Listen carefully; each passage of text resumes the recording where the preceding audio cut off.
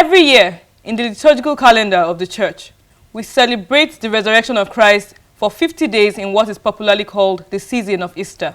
Why do we do this? And what is the significance of Easter celebration to Christians? Welcome to Catholic Faith Forum. I'm May, and today we're going to be talking about the true meaning of Easter.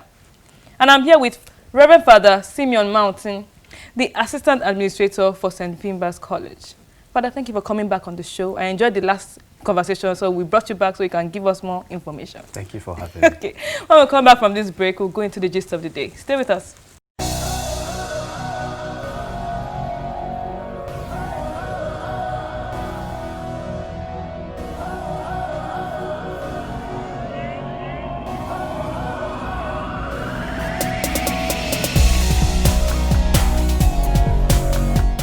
Welcome back. This is Catholic Faith Forum, and today is Easter Day, so happy Easter, everybody. And we're going to be talking about the true meaning of Easter with Reverend Father Simeon Mountain. Father, thank you for coming on the show. Thank you for having me. Okay, so what is this season of Easter that we've been celebrating for years, every year? Well, the season of Easter is that time of the year, a period of 50 days, when we commemorate the resurrection of Jesus Christ from the dead. And that season begins on Easter Sunday and ends on Pentecost Sunday. Mm-hmm. So that is what the season of Easter is all about. So why do we celebrate the resurrection of Christ?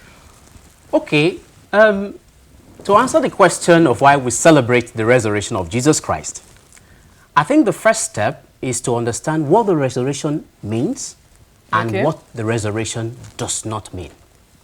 Break it down. Now, the resurrection does not mean that Jesus appeared to his disciples as a ghost, because a ghost does not have wounds.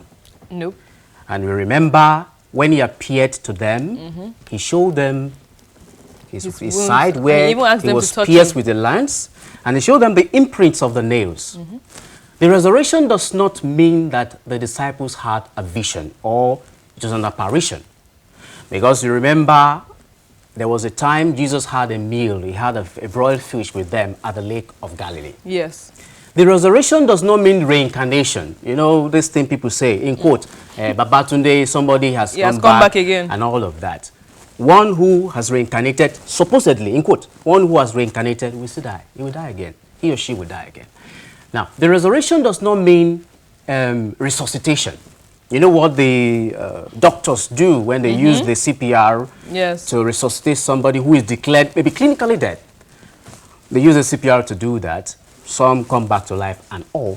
Jesus too resurrected somebody. I mean, he resuscitated somebody miraculously. He resuscitated Lazarus. Yes. The disciples of Jesus, Peter and Paul, in some places in the Bible, we're told they also brought some persons to life. And you remember Elijah and Elisha. Yes. They also brought some persons to life. Yes, they One did. who is resuscitated, he still died. Lazarus died. Now, resurrection is about a return into a radical and unique form of bodily living, bodily existence. Can you say that again? It's a break into a new form of life. Okay. That was what happened to Jesus. He came into a new, there was a transform, in fact, it was a the transformed body that the disciples saw.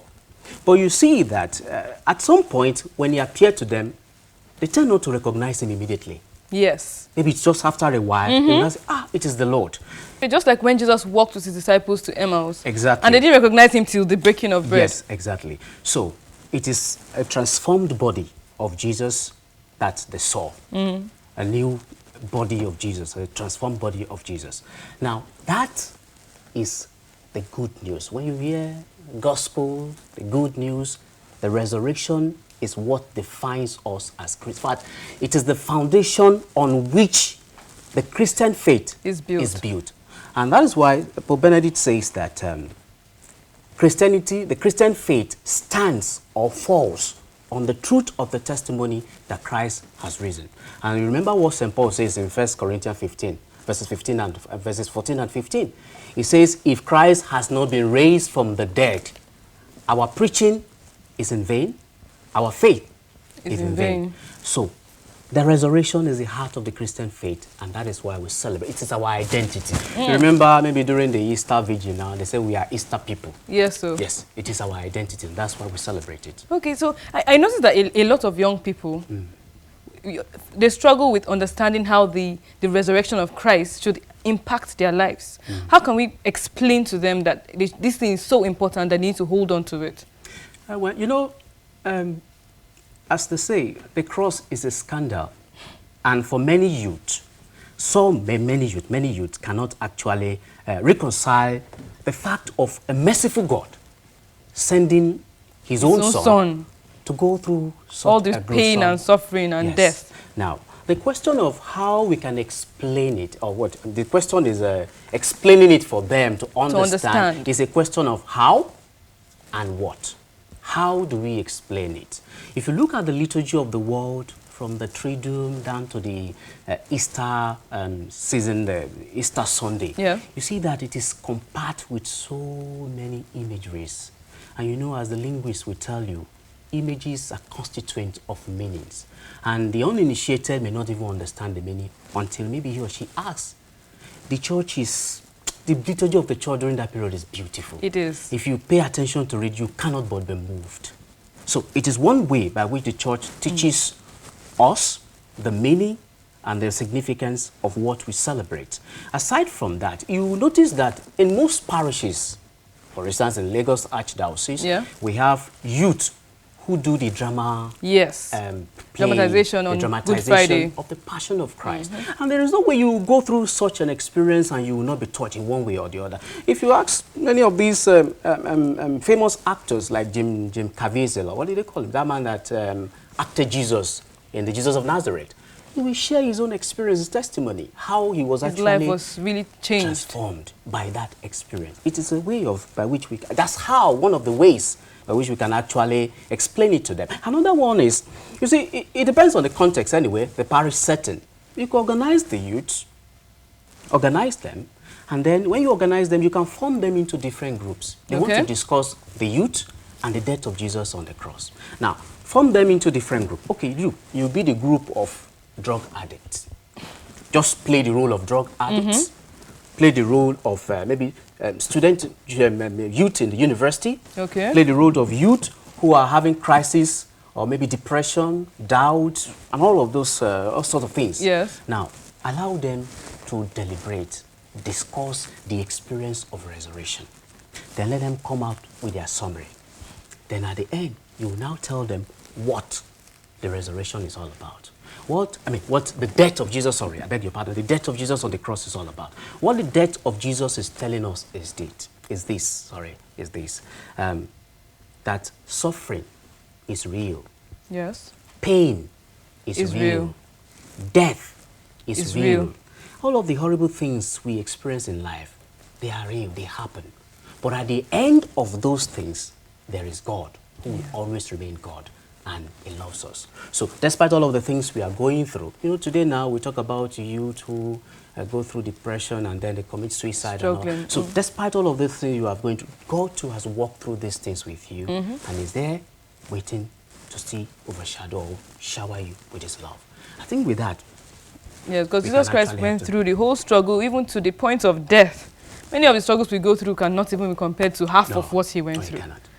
Okay, so I noticed that every year, Easter falls on different dates in the year. So how are these dates chosen and why is it that it falls on different dates? Well, that is a very technical question that is best left to the liturgist to answer.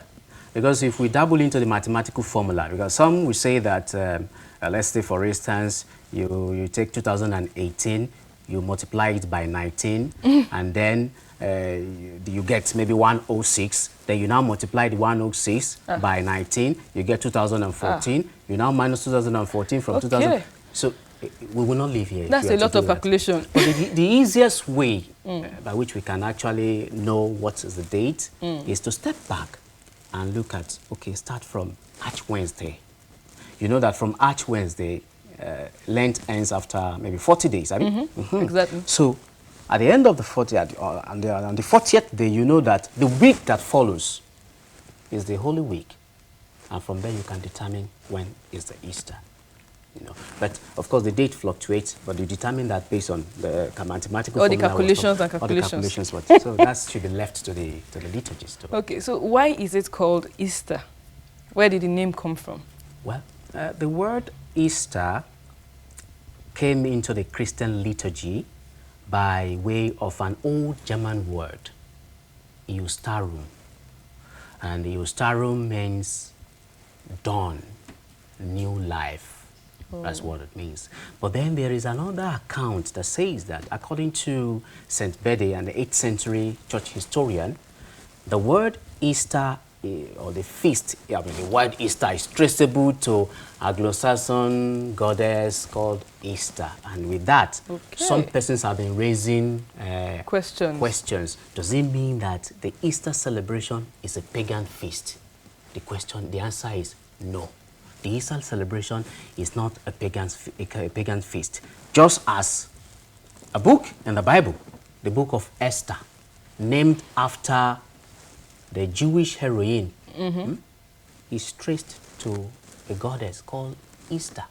Just as that book cannot be called a pagan book, Easter celebration cannot be called a pagan book because it's bearing that name. A pagan celebration because it's bearing that name. In the same way, the name Christian is from the pagan. They give us that name. Yes, they did. Does it mean we are pagans? No. No, definitely not. It is a feast of life, the resurrection of Christ. Okay, that brings me to another question that I have been pondering about. There are some foreign countries, they have some practices surrounding Easter, like the Easter eggs and the likes. So why are there all these practices? Does it affect Christianity? Is it a Christian practice or something else? I think it's a Protestant custom that was popularized. And if you look at it, the egg symbolizes new life. So they're using that kind of project what we celebrate during the season of Easter, a new life in Christ and all of that.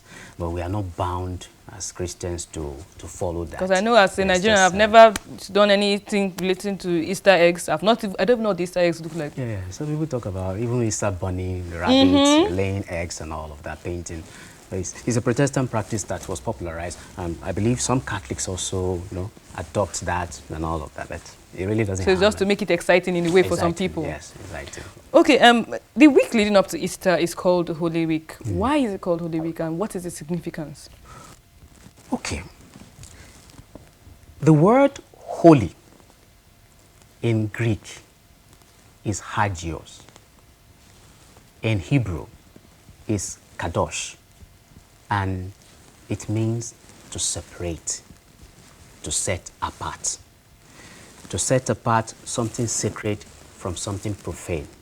It is true, God is the creator of the universe, but whatever has the name of God, the tag God on it, becomes sacred. I'll give you an example. The church where we celebrate Mass is a sacred space. Yes. The field where we play football belongs to God. What we do in the field, playing football, what is meant for primarily to play football, we cannot do it in the church. Of course. Why? Because the church is set apart for worship. Yeah. But what we do in the church can actually be done on the field because God is the earth and its fullness. And God is everywhere. Everything belongs to God. So we can actually celebrate Mass on the field when we have a large crowd. But we cannot play football in there. Why? Because the church is set apart. It is holy, set apart for that purpose. So when we talk about Holy Week, we are talking about the week of Passion, the week set apart to journey through the passion of Christ, to journey with the Lord during the time He suffered and died for our sake. So that's why we call it Holy Week, and that's what it means for us. Okay. If we say that we mark the death of Christ as happening on Good Friday, which happens on Friday, and then Easter is the resurrection of Christ, and then we say He rose up on the third day. How come? Okay, for those of us who are priests, we pray our breviary, and on Saturday evening, we start the prayer of Sunday. We say evening prayer 1. And what that tells you is that in the liturgical timing of the church, even among the Jews, each day begins with the evening of the previous day. Okay. So Sunday actually begins from the evening of Saturday. That is why you can actually attend Sunday Mass on Saturday evening. So the counting begins from, if we're talking about Friday, the counting will begin from Thursday evening, 6 p.m. of Thursday to 6 p.m. of Friday, first day. 6 p.m. of Friday to 6 p.m. of Saturday, second day. 6 p.m. of Saturday to 6 p.m. of Sunday, third day. On the third day, he rose from the dead. Interesting calculation. At least that clears that up for me. Yes. Okay, so Jesus was dead, in quote, for 3 days. There are speculations about where he went. Can you shed more light about what happened in those 3 days? Well, it is at this point that one has to be humble. Because we on this path of life cannot categorically say what is happening on the other side of life. And, you know, as somebody says, one of the Christian writers says that in discussing about God, there is always an excess of meaning. And whatever we see today is always limited. Tomorrow, other things will crop up. But then if you look at the articles and the creed, the articles of faith, one of the articles says he descended into hell. Now, usually when we hear the word hell, our mind goes to eternal damnation, where there will be weeping and gnashing of teeth. But that word hell in that context is a wrong translation of the Hebrew word Sheol and the Greek word Hades. The word Sheol means death, loneliness, the place of abandonment. And you can see that in the journey of Christ during that Passion Week, when he was in the Garden of Gethsemane. He was abandoned. Even by his disciples, those ones were sleeping, were snoring. He was in agony. And he was in agony, alone, praying, Father, can you take this cup? Let it pass me by, and all that. And then on the cross, there was a cry, my Lord, oh my God, why have you forsaken me? That was a cry of Israel. It was a cry of abandon, one who felt abandoned, one who felt helpless. And then he died and he was buried. Death is the depth of loneliness. It's something mysterious and dark to all of us. Now, there is this analogy Pope Benedict XVI gave in one of his books, The Jesus of Nazareth, that imagine a little boy who is familiar with a particular road path through the bush, familiar with that road during the day. If you send that boy on an errand through that same bush path at night, alone, he will feel fear and he will feel lonely. Even if he has passed there. Even if he has passed there. He will feel fear, he will feel lonely. But when all of a sudden he feels the presence of someone, maybe his elder brother or his dad, fear will fly away. And at this point, he's in the company of someone. That exactly is what Jesus has done. He has gone through our loneliness, went into death to unlock the gates of death, so that death will not be the final point, but it will only be a gateway into a new life. So that is what I think, well, to some extent, is where Jesus went to. If there are other theories, maybe tomorrow we'll get to know. Okay, before we go, how come there are different accounts of resurrection in the Gospels? Okay, no, it's like this. Let me come to this, let me bring it down. In a class, people attend the same class. For example, people attend the same class. During exam, they are given the same question paper. Now, there is an expectation from the teacher or from the lecturer. There's something he wants to see. All of you have to give the same response, but in different style. But if, for instance, you have two persons who write exactly the same thing, word for word, paragraph, how will that be judged? This is a malpractice. So the fact that you have, what is it called? Yes, you have a variation in the accounts tells us that this thing these men were talking about, these writers were talking about, is actually true. But then you also have to, we also understand that they wrote for different Christian communities. For instance, Matthew, he was addressing the Jewish community. And that is why you see the pattern. He started by telling us the genealogy of Jesus Christ. That's something that appeals to the Hebrew, to the Jewish people. You understand? So the variation also is a point of validity. So to validate the fact that this thing they're talking about actually happened. But the details may be different. It's also different human beings. Yes. And with their different styles. Thank you so much, Father. It's been an interesting conversation with you today. Too. Thank you too. The death and resurrection of Christ is the bedrock of our Christian faith. So, while you choose to eat your rice and your chicken today and go about celebrating, keep in mind that Christ died to save us from the clutches of sin and death. Let's go back to Collins for today's episode of Know Your Faith. Stay with us.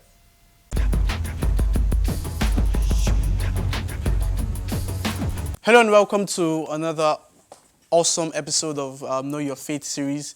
Today we're going to be learning something which I actually just learned, the fisherman's ring. So the fisherman's ring is essentially the Pope's signature ring. It shows St. Peter as a fisherman and has the name of the reigning Pope inscribed around it. Okay, it is usually placed by the Cardinal Camerlengo on the new Pope. It has been used since the 13th century as a seal for like the Pope's letters, and since the 15th century for papal briefs. There's a common misconception that it's the same ring that St. Peter wore, but that's not entirely true, and we'll get to see that. It's essentially an official seal exclusive to the Pope himself. So when Pope Benedict XVI resigned, so did his ring. Okay, the ring is usually used to be not destroyed, but like it used to be broken with a hammer. Now a lot of people felt some thought the rings were destroyed because of the confusion or the mistranslation from the Latin word bifatura, which actually means to cross out. So in actual fact, recently the ring is still being broken, but not exactly. They just use a chisel to deface the ring, making the sign of a cross. So each pope uses this ring according to their own, how they deem fit really. Some wear it every day, right from the day of their coronation. Some wear it on just that day, on just the day of the coronation. So it just really depends. Some popes prefer to wear the rings they were using right from when they were bishops. Others prefer to use this one. So Pope Benedict XVI opted to use his every day, but however, our current Pope, Pope Francis, has gone back to what most popes used to use, that's their the rings when they were bishops. However, Pope Francis' fisherman's ring was originally designed by Pope Paul VI, but it was never actually used until now. So the fisherman's ring is basically an episcopal ring with symbols that reflects the specific office of the Pope. Okay, so like I stated earlier, the fisherman's ring is specific to every Pope, and it's not exactly the same thing that the previous ones have used. So it represents St. Peter as a fisherman. So he has a picture or sort of as St. Peter as a fisherman, hence the name fisherman's ring, and also the name of the Pope inscribed around it. So here's a question for you guys. What is the current position, or what position is the current Pope? If you look at the history of all the popes that have been in the church, what is the current position of Pope Francis? So that's it for today, guys. Thank you so much for joining us. Please like, subscribe, and share this content. Until I come your way next time, be bold and be Catholic.